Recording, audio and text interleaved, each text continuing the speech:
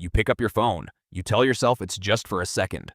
40 minutes later, you surface, thumb still moving, and you have no memory of the last 20 things you looked at. That's not a willpower problem. That's not a character flaw. The real answer is far stranger. Your brain is doing exactly what it was built to do 100,000 years ago in a world that no longer exists. Think about that for a moment.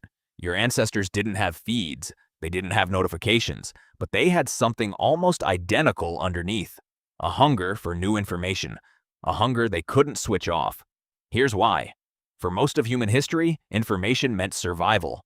A rustle in the grass, a shift in the wind, a new berry on a familiar bush. Was it food? Was it a threat? Was it safe? Your ancestors who paid close attention to novelty lived longer. The ones who ignored it didn't. Over hundreds of thousands of years, this created a brain that treats new as automatically important. Not good, not bad, just important. And that single wiring quirk is the entire reason your phone owns so much of your day. Neuroscientist Wolfram Schultz spent years studying a chemical called dopamine. And what he found overturned an old assumption. Dopamine isn't the pleasure chemical people casually call it. It's the anticipation chemical. It fires strongest not when you get a reward, but in the moment right before you know if you'll get one. Schultz tracked this in the brains of primates, watching neurons spike when an uncertain reward was merely possible. The uncertainty itself was the trigger, not the outcome. Does that sound familiar? It should, because that is precisely the mechanic behind the scroll. You don't know if the next post will be boring or brilliant. You don't know if the next like will come from someone who matters to you. You don't know what's below the fold. And your brain, running software built for foraging in unpredictable grasslands, treats that unpredictability like a ripe fruit tree it hasn't checked yet. Worth one more look, then another, then another. This isn't a modern accident, it's an ancient system, repurposed. Consider the psychologist B.F. Skinner, who in the 1950s ran a now-famous experiment with pigeons and levers. Some pigeons got food every time they pressed a lever. Predictable. Boring. They pressed it occasionally when hungry and stopped. But other pigeons were rewarded on a random schedule. Sometimes the lever gave food. Sometimes it gave nothing. Those pigeons pressed the lever obsessively. Compulsively. Far more than the ones on a predictable schedule.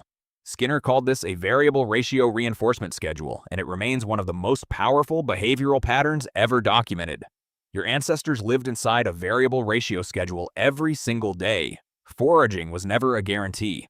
Sometimes you searched for hours and found nothing. Sometimes you turned over one rock and found a feast. That unpredictability didn't discourage the search, it intensified it. The brain that could tolerate uncertainty and keep looking anyway was the brain that survived winters. That brain is still inside your skull right now. It hasn't updated its expectations. It still thinks every unknown is worth checking. Your phone simply industrialized that ancient foraging pattern. Every app you open is a modern grassland. Every scroll is a rock you're turning over, hoping for food. Here's the part that makes it stranger still. Anthropologist Sarah Blaffer-Hrdy has written extensively about the deeply social nature of early human survival, arguing that human infants and adults alike evolved to depend on constant social monitoring, tracking who was nearby, who was safe, who might help, who might compete. Attention to other people wasn't a luxury, it was infrastructure. Your ancestors needed to know, moment to moment, where they stood within the group because being cast out of the group in the ancient world often meant death.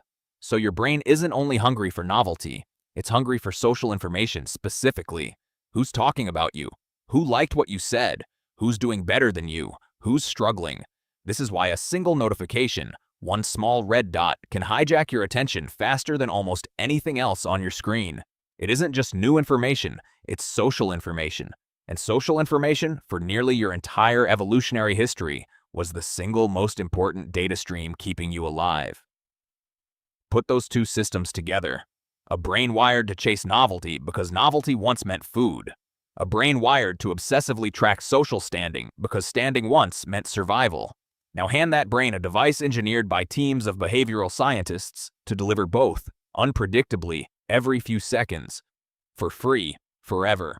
You were never going to put it down easily. Nobody is. This is not a story about weak willpower. It's a story about a mismatch. Your instincts are, and